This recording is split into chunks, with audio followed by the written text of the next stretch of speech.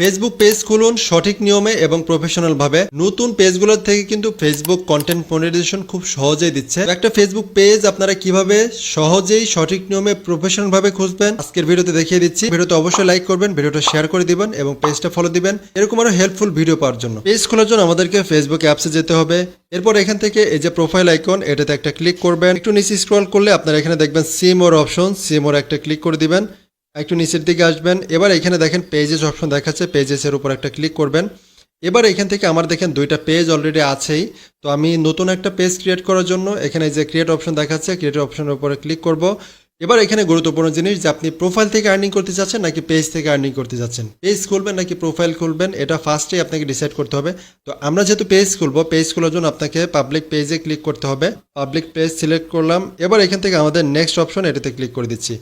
এবার এখানে পেজ নেমটা দেওয়ার ক্ষেত্রে অবশ্যই সতর্কতা অবলম্বন করবেন, কারণ আপনার যে টপিক, আপনার যে ধরনের কন্টেন্ট আপনি আপলোড করবেন ওই টাইপের নাম দেওয়ার চেষ্টা করবেন, এতে করে আপনার পেজটা খুব সহজে গ্রো করবে। তো আমি যেহেতু টেকনিক্যাল ভিডিও তৈরি করব, এজন্য আমি একটা টেকনিক্যাল টাইপের নাম দিচ্ছি দেখানোর জন্য। এবার আমি এখান থেকে নেক্সট অপশনে ক্লিক করে দিচ্ছি। এবার এখানে ক্যাটাগরি হচ্ছে মোস্ট ইম্পর্টেন্ট, কারণ আপনার পেজের যে ক্যাটাগরি, আপনার পেজের ক্যাটাগরি এবং অন্যান্য যে সমস্ত বড় পেজের ক্যাটাগরি আছে যদি ম্যাচিং হয়, এক্ষেত্রে আপনার পেজটা ওই বড় বড় পেজের সাজেস্টে দেখাবে এবং ফরেউতে যাওয়ার সম্ভাবনা থাকে।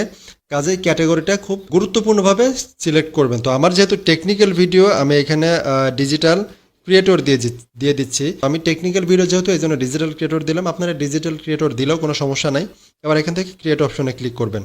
এবার দেখেন আমাদের পেজটা ক্রিয়েট হয়ে গেছে। এবার আমাদের এই পেজ দিয়ে আমরা কি করব এটা আমাদেরকে বলে দিতে হবে। যদি আমরা ব্যবসার কাজে আমাদের পেজটাকে ইউজ করি, সেক্ষেত্রে আমাদের এই যে প্রথম অপশনটা সিলেক্ট করতে হবে, promote your product or service, এইটা। আর আমরা যেহেতু কন্টেন্ট তৈরি করব, সেজন্য আমাদের এই সেকেন্ডটাকে সিলেক্ট করে এখান থেকে কন্টিনিউ অপশনে ক্লিক করতে হবে। আপনারা আপনাদের ইচ্ছা মতো এখানে বায়ো দিয়ে দিবেন। আমি এখানে লেটস লার্ন অ্যাবাউট ফোন এই বায়োটা দিয়ে দিলাম। এবার এখানে কন্ট্যাক্ট, আপনি এখানে আপনার জিমেল আইডি অবশ্যই দিবেন এবং এইখানে ফোন নম্বর দিবেন। ফোন নম্বর দেওয়ার আগে অবশ্যই আমাদের বাংলাদেশের কান্ট্রি কোড দিতে হবে।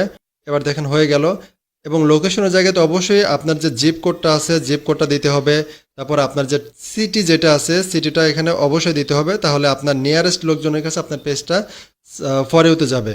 এবার এখানে দেখেন আওয়ার্স, নো আওয়ার্স অ্যাভেলেবল থাকবে, এটাতে আপনারা অলওয়েজ ওপেন ক্লিক করে এখান থেকে নেক্সটে ক্লিক করবেন। এবার আমাদের পেজটা কিন্তু রেডি। দেখেন আমার পেজটা কিন্তু অলরেডি তৈরি হয়ে গেছে। এবার এখানে একটা কভার ফটো এবং ব্যাকগ্রাউন্ড ফটো দিবেন, যেটা ফেসবুকে বা ইউটিউবে বা অনলাইনে কোনোদিন আপলোড হয় না, এমনকি আপনি হোয়াটসঅ্যাপে পাঠান নাই। এখন আপনি বলবেন ভাই আপনার তো ব্যাকগ্রাউন্ড নাই, তো আমি কোনো একটা কারণে দেই নাই। তো আপনারা এখানে নেক্সটে ক্লিক করবেন। এবার আপনাদের পেজটা কিন্তু রেডি। আপনি চাইলে যে এখান থেকে দেখেন আপনাদের ফ্রেন্ডকে আপনি ইনভাইট করতে পারেন। ইনভাইট করার জন্য যেখানে সিলেক্ট অলে ক্লিক করলে সব সিলেক্ট হয়ে যাবে। এবার আপনি এখান থেকে নেক্সটে ক্লিক করবেন। করার পরে এখানে দেখেন যে দুইটা সেটিংস এখান থেকে অন করবেন। এবার এখানে ডান অপশনে ক্লিক করবেন। আমাদের পেজটা কিন্তু রেডি হয়ে গেল। এটা হচ্ছে আমাদের পেজটা।